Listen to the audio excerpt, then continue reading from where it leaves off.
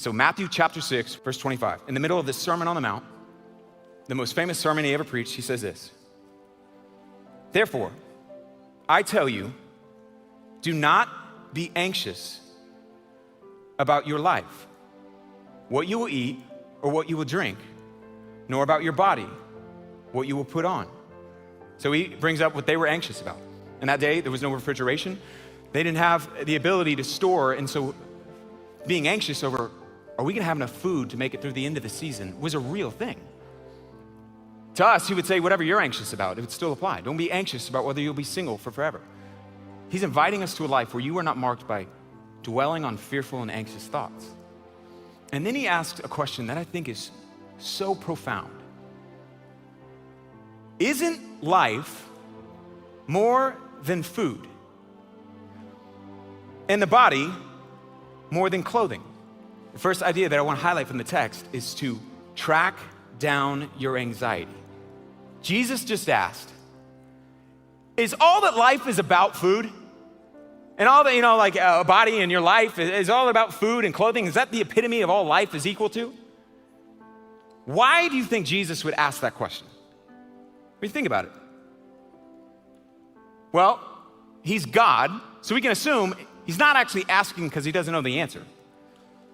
In asking that question, his audience would have been forced to go, yes, life is more than food. In other words, if we knew we had enough food to make it for the rest of our life, would that be the epitome of life? No, there's so much more than that. I mean, food is important though.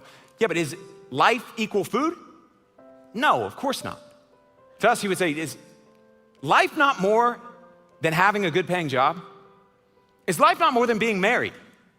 Whatever you would be worried about, he would say, isn't life more than that? And in doing so, he forces his audience, just like he would with us, to put into a bigger perspective the object of their worries, because they don't know, of course life is more than just food. And he does what counselors still do today in asking questions to help them more clearly see what they're anxious about. If life is about way more than just having enough food, why would you give so much of your life to being anxious about it? Anxiety comes in the form often of asking a specific question. What if?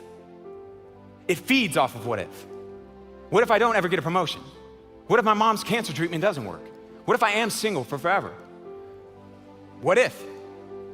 And it leaves you there and asks that question, but we never answer the question. We just hang in that, oh my gosh, that would be, oh my gosh, oh my gosh, oh my gosh. I want to encourage you, answer the question. What if I'm single for forever? What if? Then what? What if I am single, or what if the relationship doesn't work out? In other words, I'm suggesting an equation to begin to apply. And the third part of the equation I'm going to give in a second, but what if? What if the relationship you're in doesn't work out?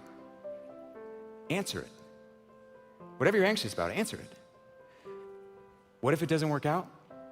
Then I would either marry someone else or maybe not get married. What if you don't get married? Then I would be single for forever. What if the cancer treatment doesn't work? Then my mom may pass away. And that really sucks. And that's true. But anxiety feeds off of ignorance and not being willing to face those fears and look them in the eye and see them for what they are. Because when we do that, we're able to deflate the power by applying what Jesus is about to say next. But the equation is, what if? Then I would. It could be something really small. What if your car breaks down and you can't afford to get it fixed? Then I would have to figure out another mode of transportation. As silly or maybe even simple as that seems, so few people actually track down and chase down their anxiety. And so they hang in this fog of fear rather than isolating and identifying, this is exactly what I'm afraid of, and facing it, which is the first step in order to change it. And Jesus brilliantly points out, man, you think life, you know in your heart, you understand life is so much more than that. Trying to deflate the power of their worries. And then Jesus gives us the most important part of that equation. What if? You're gonna answer it. Then I would. And he goes to the most important thing to focus on. but God will. What if? Then I would, but God will. Here's where he goes next. Jesus says this, look at the birds of the air. So they're outside, birds fly over. Jesus said, check out those birds. They neither sow nor reap, basically plant and harvest crops, to gather into barns, and yet God feeds them. Are you not more valuable than a bird? And why are you anxious about clothing? Consider the lilies of the field. So he points to some flowers, how they grow. They neither toil nor spin. Yet I tell you, even Solomon in all of his glory was not dressed like one of these. But if God so clothes the grass of the field, which is today alive and tomorrow thrown in the oven, will he not much more clothe you, O you of little faith? Therefore, it's punchline, do not be anxious, saying, what should we eat, or what should we drink, or what should we wear? For the Gentiles, people who do not know God, seek after all of these things, and your heavenly Father knows that you need them. Jesus said, remember, God has promised to provide. The second idea we see from the text, tracked on your anxiety, remember God's promises. This is huge as it relates to that equation. What if? And answer that question. Then I would, but God will. What if, I'll use my own life. I could find myself meditating on what if my wife gets cancer and she dies and I'm left to raise 3 kids all by myself. What if? Then I would be so heartbroken. What if my wife died? Then I would walk through probably the most painful season I'll ever walk through. Then I would have to figure out raising children and childcare and all of that alone. But God has promised he will never leave me nor forsake me. He will get me through it, and he is near to the brokenhearted. What if you lose your job? Then you may have to make some changes in how you spend. Maybe just even for a season while you look and find another job. But God has promised he will provide for you.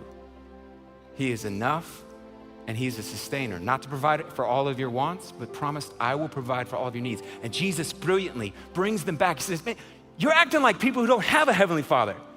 You have a heavenly Father who provides for birds and lilies and does all of this, and you don't think he'll provide for you?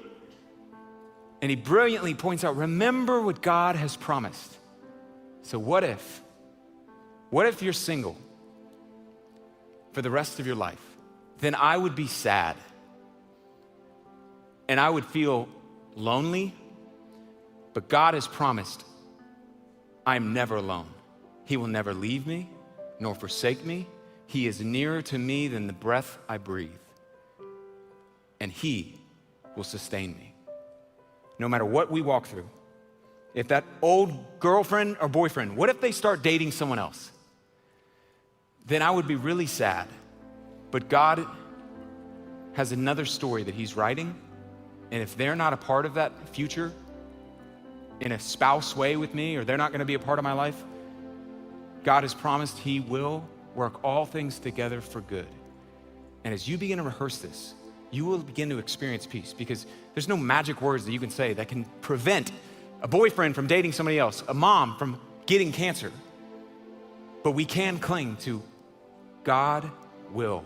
God has promised. And when we do, peace begins to be experienced, because peace is beginning to be embraced.